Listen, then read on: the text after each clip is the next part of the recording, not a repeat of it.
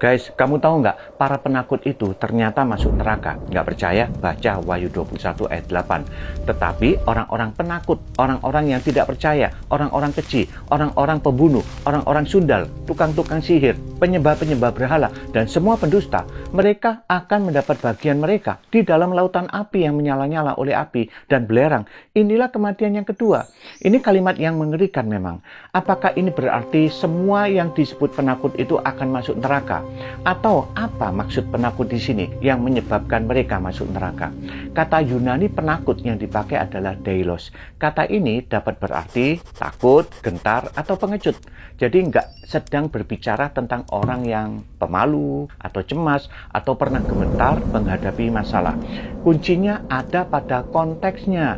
Sebelum daftar itu muncul di ayat sebelumnya, ayat 7 berkata, barang siapa menang, ia akan memperoleh semuanya ini.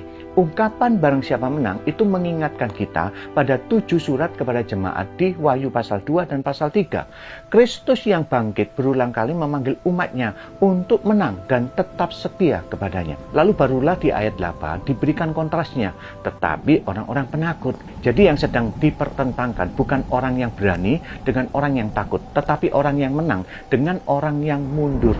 Nah, lebih menarik lagi, kata berikutnya, orang-orang yang tidak percaya, itu adalah apistois. Itu berarti tidak percaya atau tidak setia. Jadi deilos dalam konteks ini tidak sedang membicarakan temperamen seseorang. Ini berbicara tentang kepengecutan yang membuat seseorang gagal bertahan dalam iman dan kesetiaan ketika tekanan datang.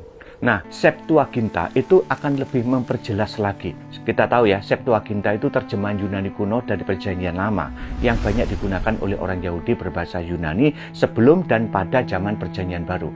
Kata Yunani yang sama, deilos, juga dipakai di Ulangan 20 ayat 8 dan Hakim-Hakim 7 ayat 3. Di kedua teks ini, orang-orang yang takut dan pengecut dipersilakan pulang sebelum peperangan. Mereka memang nggak dihukum, tetapi gambarannya jelas, yaitu mereka yang mundur, tidak berani ambil resiko. Menariknya, di Markus 4 ayat 40, para murid juga disebut deiloi ketika mereka takut menghadapi badai.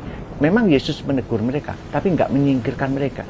Jadi pernah takut nggak sama dengan menjadi penakut di Wahyu 21 ayat 8. Masalahnya sebenarnya bukan pada takutnya. Masalahnya adalah ketika ketakutan membuat kita mundur dari Kristus. Ketika kesetiaan kepada Kristus menjadi mahal, apakah saya tetap berdiri atau saya pilih mundur? Ayo kita jaga kesetiaan kita dan tetap bertahan dalam iman kepada Kristus. Amin.